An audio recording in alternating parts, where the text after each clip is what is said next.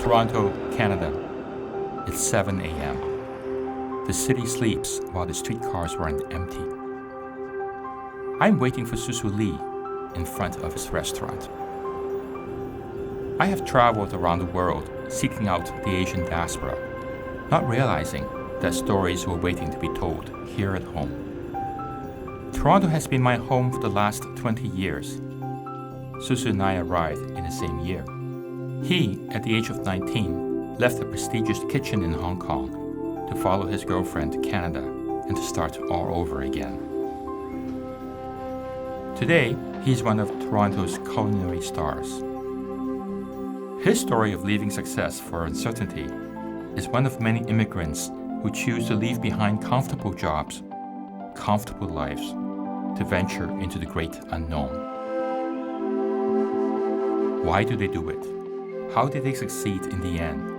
These questions drove me to my friends in North America. 8 a.m. There's a bit more light in the city now.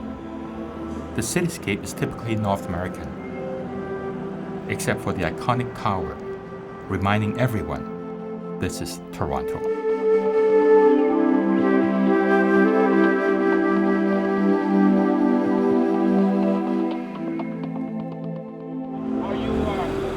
Susu finally arrives. I'll see you there. We head immediately for Susu's usual haunts, one of the largest food terminals in Canada. Every Tuesday and Thursday for the last 18 years, Susu has been coming to this place for his supply of fresh fruits, vegetables, and inspiration. It makes a big difference when it's fresh, you know. Visually, you give you a very kind of a very strong motivation. I can see how Susu gets motivated. Every produce from around the world is fresh and vibrant. No signs that we're in the middle of a Canadian winter. Adding to the warmth of this world emporium are relationships that Susu has built over the years. Let's make a deal here, guys. Let's do a deal. Yeah, how much? Deal or no deal? No tax. You saw the show. My kid, 9 years old, he loves that show, man. You know, one thing is so great about Toronto. Look, listen to his accent. He's a handsome-looking guy with an interesting accent. He's a Jamaican man. That's right. All the way from Kingston, Jamaica. With all the cooks. All the bad guys. All the bad guys. Only good people. This is the relationship of fellow immigrants, living the vast space and cold of North America. Susu's comfort zone also includes his post-marketing bacon and eggs. Scattered today. Slept in a little bit too long. He has been coming to this breakfast joint for the last 18 years. The cafe is as cosmopolitan as Toronto, and I wondered how this multiculturalism inspired him. Here's my Korean friend. He's going to take his wife to my restaurant. How are you? Good, how are you? Hey, big guy, what's going on? Hey, you know, no, this guy I've been seeing all these years. He's a good man. Always have a smile, that's important. How are you? He's always have a smile. That's my guy. All right. Favorite restaurant in Toronto. Put that to him. Favorite restaurant. All right. You sound like you're from Trinidad. I'm from Trinidad. Very luckily that the multicultural have so many different cultures have moved to Toronto, and then they can actually have enough people to have certain things they can buy. For me, it's like, hey, I can use this, I can use that. I don't have to use that because I'm not just cooking French food. I'm not just cooking Asian food. I'm cooking both. In another part of town, Linda Chia's breakfast joint is strictly monocultural. A Hong Kong cafe in one of the many new Chinatowns around Toronto. The Greater Toronto Area has a population of over 400,000 Chinese Canadians, more than half of whom use Chinese. This provides business and work opportunities for native speakers. Linda has the skills, she has the language, and she got the job. A TV reporter for a Chinese cable channel. I joined her chasing a story. She was trying to make sense of the angle, while I was trying to make sense of the directions. I had a feeling we would end up lost. 去邊度我哋？去 Cherry Street, Commissioner Street. 喺邊度嚟？ Commissioner Street.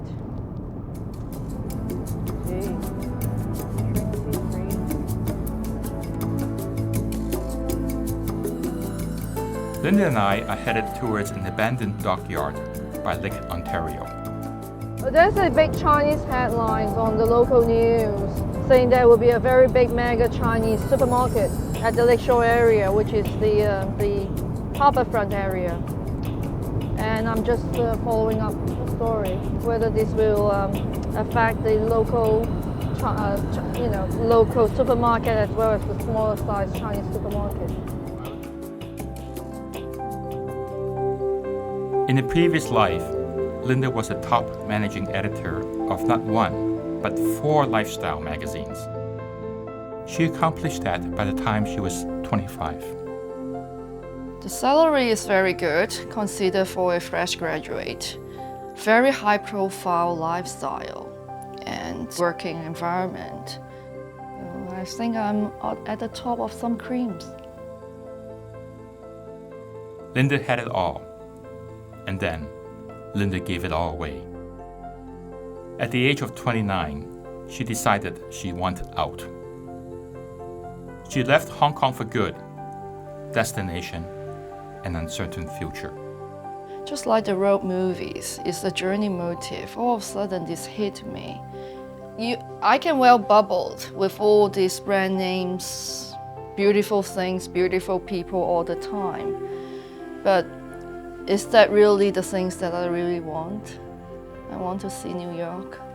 I want to see what's the world outside Hong Kong.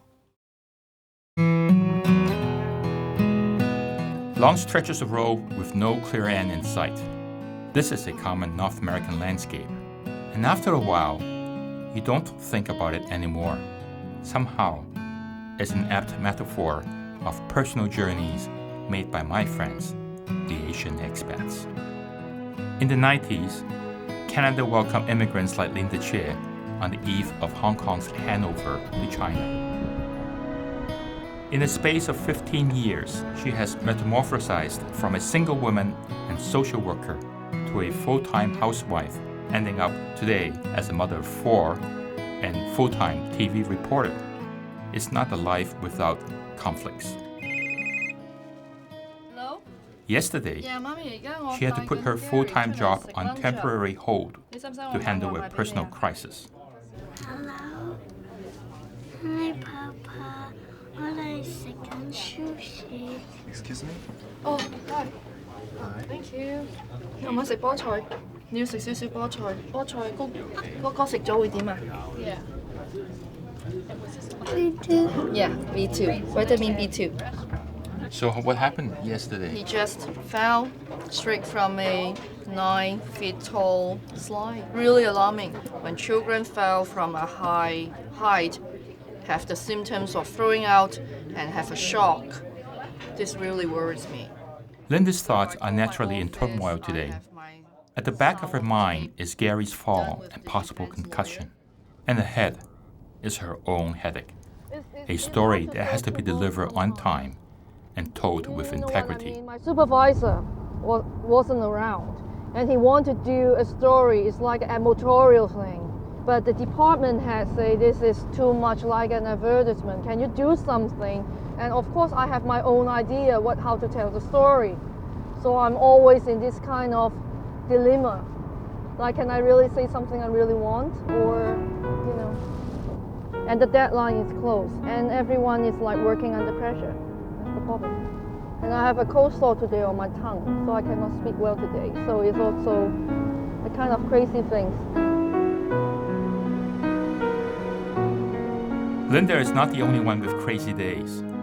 For Ana Piñata, every day is a crazy day. So you're gonna come with me? Okay.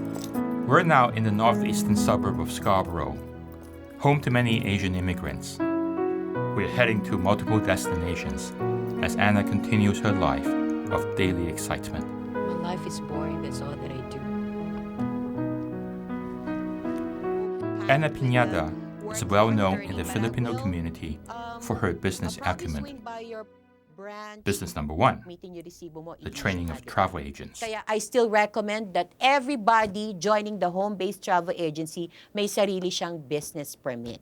The office also doubles for business number 2, a money remittance service for the Filipino community. And business number 3, a community newspaper she runs with other partners. And finally, a sideline retail of Filipino knickknacks. All this explains why I'm talking to her while she runs errands all over town. I got people in trainings and seminars to handle. That's why my hands are so full, I tell you. I wish I couldn't sleep anymore, just to finish up, do as much as I can.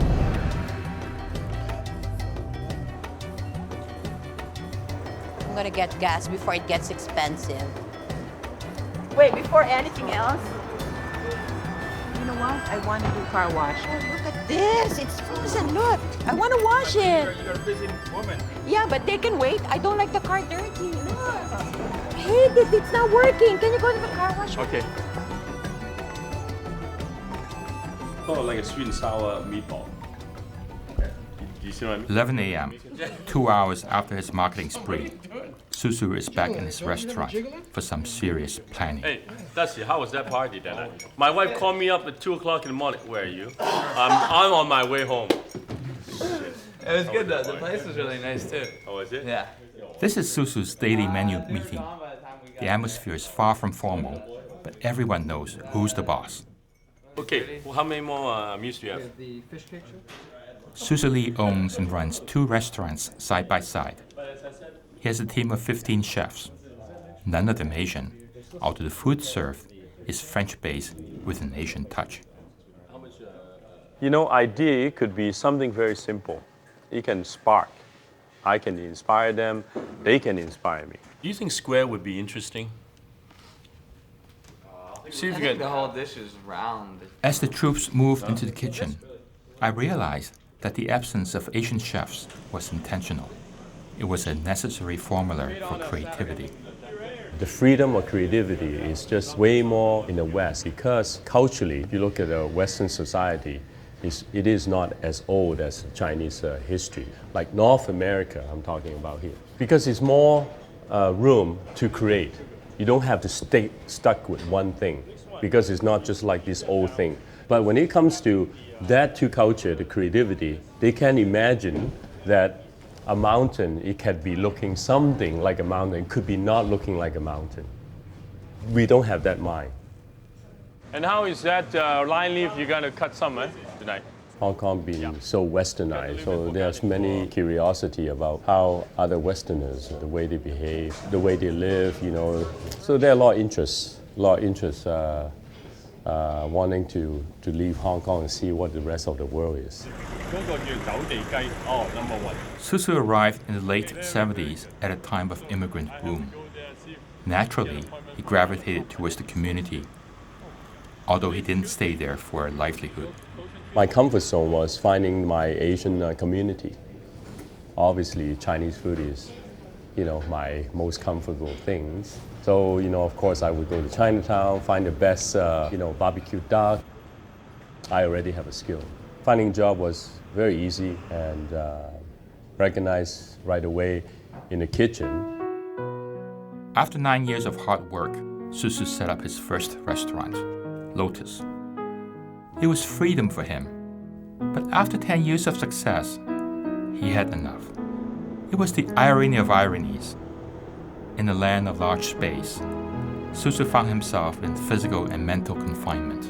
The base of the kitchen is so small that half of my body, almost mechanically, it is not good for my body. But I do needed a break because everything too close to my face. I can't see anymore. In 1997, Susu left Canada. Again, he abandoned success for uncertainty. The Asian expat repatriated himself back to Asia.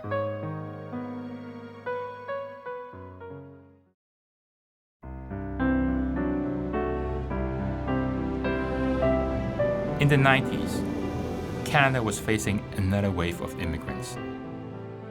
Ana Piñada left behind a well-to-do family with 2 businesses in Manila to come to Toronto as a nanny because she wanted a fast ticket to the West. I wanted to leave for the States first to open the restaurant. I was so much in desire to go, that's why I took the back door. I came here as a nanny. I was so busy running my own restaurant, and I was helping my mother in her businesses too, so I was really swamped with businesses here and there. I found it hard to imagine Anna as a nanny, but she's proud of that past. Now I'm worst. I had better life when I was a nanny. Now I'm a slave. For the moment, Anna appears to be a slave to the phone. After what appears to be an eternity, the car wash is over. She has to complete all her errands and meet her son's school bus on time. The road ahead looks pretty long.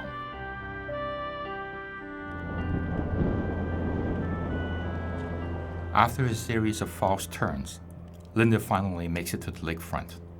She loses no time.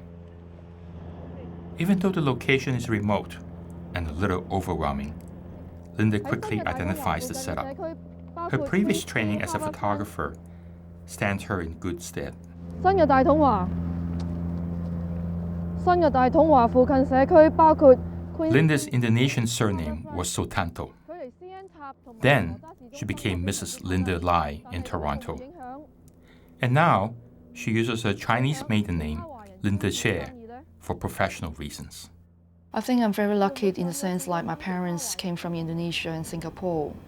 Especially when my grandfather and my dad ran a air travel agency. Since 3 years old, I'm flying around. So I'm not just confined to where I brought up, Hong Kong. So basically, all this experience in my life has molded me into someone which is not 100% Chinese, but like a blending of different things putting together. 你又見到 CN 塔啦，如果你企呢個 angle 好唔好？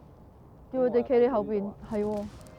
I wonder if this international upbringing gave my friends the courage to just abandon their success back home. I couldn't get the answer today.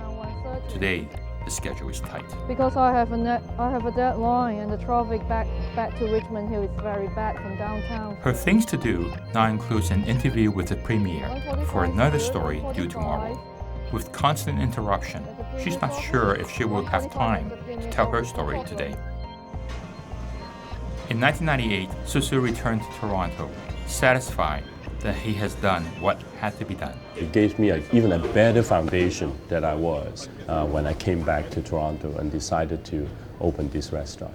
The trip cleared his guilt for not being a good father. It freed him to do whatever he wants. And that is the challenge today.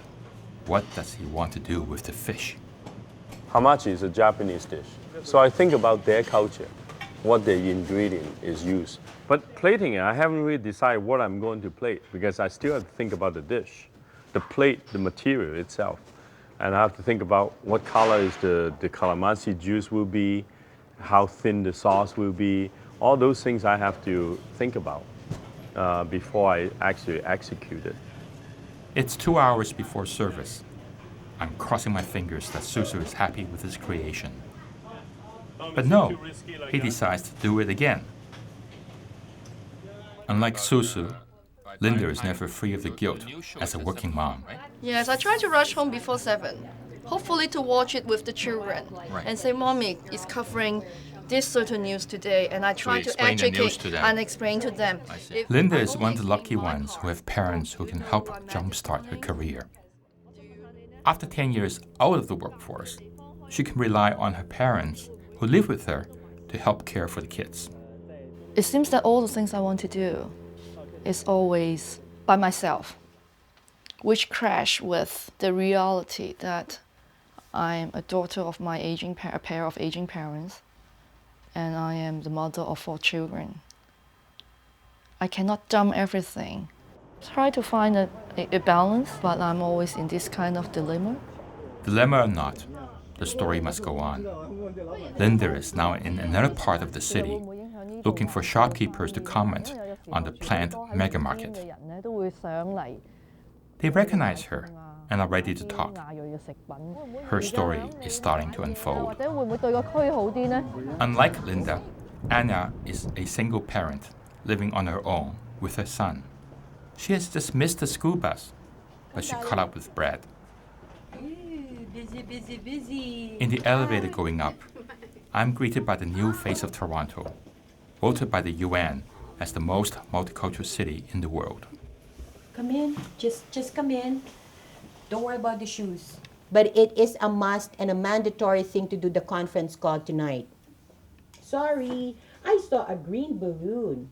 I observed this busy woman making time as a mother. I knew then it was this Asian value of family that kept Anna going. I don't know. You want Chinese soup? What I am, you may not know me very well, but what I am, my family has a very strong factor. There was a strong factor that my family instilled in me, and that one I will always be and will always be imparted to my son. The importance of family is an Asian value that has created a niche business among the Filipino community, the business of sending money back home. Oh, everybody does. It's so competitive here. It's not like the one. That's why I mentioned a while ago. It's not as much that you make money like in other places, because a lot of Filipinos support their families. Because of her business and her family, Anna's ties with the Philippines are still strong, which made me wonder if Canada was home. Not home. If I want to make it home, but at this moment, if you ask me, is it home for me? No, it's not. If it's a home, not really. I can always have different opportunity, and I would go and explore. I've traveled to a lot of places already, and for the rest of my life, if I have a chance, I'll try Europe. Day ends, but the work continues. For Anna, she has phone calls to the Philippines till late at night. For Susu, his hamachi creation is completed, but the front of the house still needs to be prepped for service that will begin in an hour.